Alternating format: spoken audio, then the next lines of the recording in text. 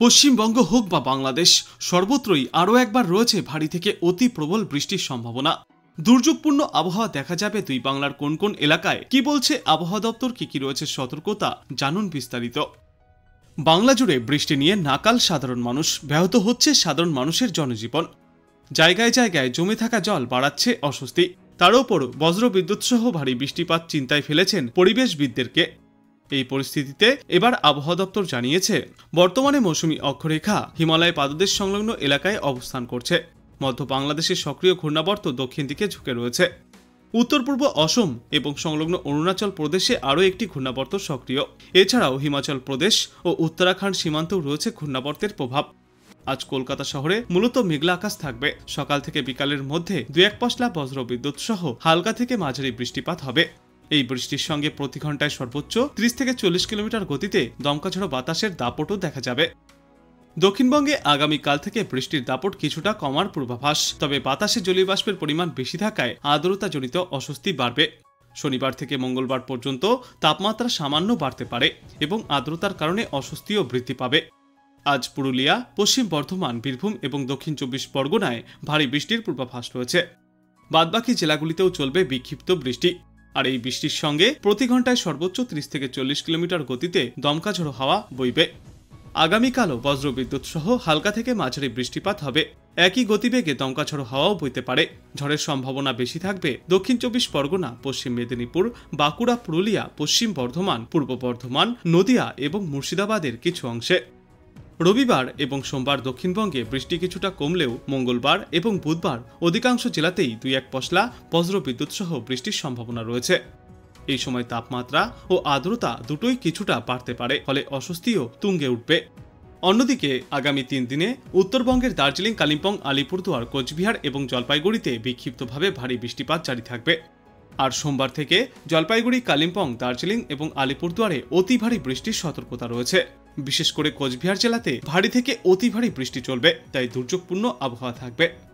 মঙ্গলবার থেকে বুধবার পর্যন্ত উত্তরবঙ্গের ওপরের দিকের 5টি জেলায় বিক্ষিপ্তভাবে ভারী বৃষ্টিপাত অব্যাহত থাকবে। আবহাওয়া দপ্তর থেকে সতর্কতাও জারি করা হয়েছে।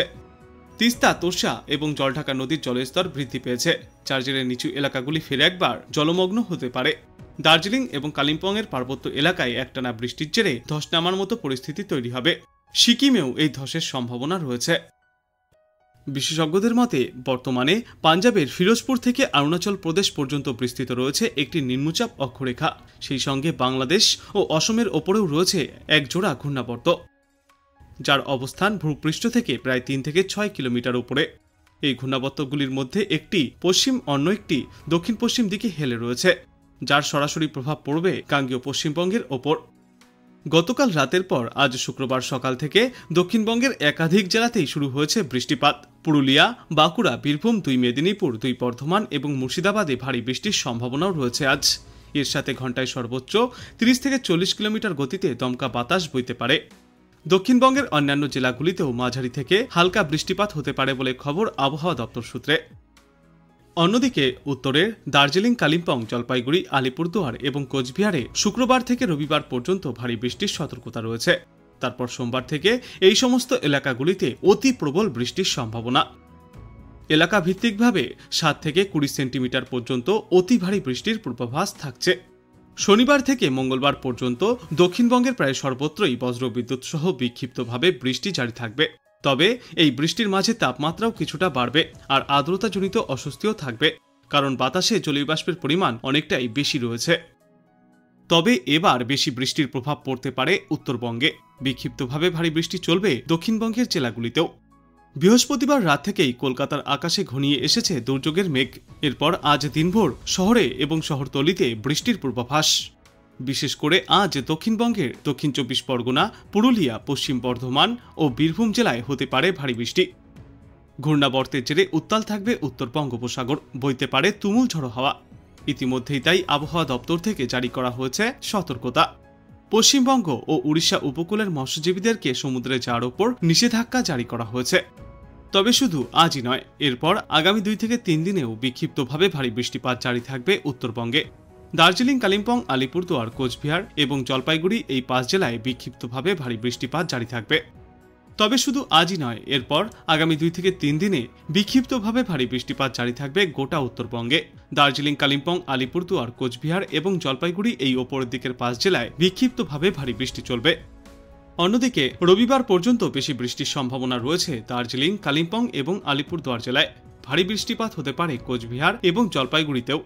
তারপর আগামী সোমবার থেকে ফের একবার এই সমস্ত এলাকাগুলিতে অতি প্রবল বৃষ্টির সম্ভাবনা রয়েছে। ভারী বৃষ্টির ফলে বিপদসীমার ওপর দিয়ে বইতে পারে তিস্তা, তোরসা এবং জলঢাকা নদীর জলের স্তর বাড়বে বলে আশঙ্কা প্রকাশ করা হচ্ছে। অতি বৃষ্টির ফলে দার্জিলিং, কালিম্পংয়ের পার্বত্য এলাকায় ধস নামার আশঙ্কাও রয়েছে। বিশেষজ্ঞদের মতে তিস্তা এবং তার শাখা নদীগুলির ওপরে কয়েক দশকে একাধিক বাঁধ নির্মাণ করে জলবিদ্যুৎ কেন্দ্র তৈরি করা হয়েছে। কৃত্রিমভাবে জলের ধারাকে আটকে দেওয়ার ফলে তার চাপ ক্রমশই বাড়ছে, সেই সঙ্গে বাড়ছে বিপদের আশঙ্কাও। সব মিলিয়ে আজ থেকে আগামী কয়েকদিন পর্যন্ত উত্তরবঙ্গের জেলাগুলিতে প্রবল দুর্যোগের সম্ভাবনা রয়েছে। আজ বাংলাদেশ আবহাওয়া দপ্তর সূত্রে জানা যাচ্ছে, মৌসুমী বায়ুর অক্ষের বদ্ধিতাংশ রাজস্থান, হরিয়ানা, উত্তরপ্রদেশ, বিহার, পশ্চিমবঙ্গ ও বাংলাদেশের উত্তরা অঞ্চল হয়ে আসাম পর্যন্ত বিস্তৃত। এর একটি বদ্ধিতাংশ উত্তর বঙ্গোপসাগর পর্যন্ত বিস্তৃত। মৌসুমী বায়ু বাংলাদেশের ওপর সক্রিয় এবং উত্তর বঙ্গোপসাগরে মাঝারি অবস্থায় রয়েছে। আজ ঢাকা, খুলনা ও বরিশাল বিভাগের অধিকাংশ জায়গায় এবং রংপুর, রাজশাহী, ময়মনসিংহ, চট্টগ্রাম ও সিলেট বিভাগের অধিকাংশ জায়গায় অস্থায়ীভাবে দমকা হাওয়া সহ হালকা থেকে মাঝারি ধরনের বৃষ্টি অথবা বজ্র বৃষ্টিপাত হতে পারে। সেই সাথেই খুলনা, বরিশাল ও চট্টগ্রাম বিভাগের কোথাও কোথাও মাঝারি ধরনের ভারী থেকে অতি ভারী বর্ষণ চলবে। সারা দেশে দিন এবং রাতের তাপমাত্রা প্রায় অপরিবর্তিতই থাকবে। আগামীকাল রংপুর, ময়মনসিংহ ও সিলেট বিভাগের অধিকাংশ জায়গায় এবং রাজশাহী, ঢাকা, খুলনা, বরিশাল ও চট্টগ্রাম বিভাগের কিছু কিছু জায়গায় অস্থায়ীভাবে দমকা হাওয়া সহ হালকা থেকে মাঝারি ধরনের বৃষ্টি অথবা বজ্র বৃষ্টিপাত হবে। সেই সাথেই সারা দেশের কোথাও কোথাও মাঝারি ধরনের ভারী থেকে অতি ভারী বর্ষণ চলবে। সারা দেশে দিন এবং রাতের তাপমাত্রা সামান্য বাড়বে। 10ই আগস্ট রংপুর, ময়মনসিংহ, চট্টগ্রাম ও সিলেট বিভাগের অনেক জায়গায় এবং রাজশাহী, ঢাকা, খুলনা ও বরিশাল বিভাগের 2-1 জায়গায় অস্থায়ীভাবে দমকা হাওয়া সহ হালকা থেকে মাঝারি ধরনের বৃষ্টি অথবা বজ্র বৃষ্টিপাত হতে পারে।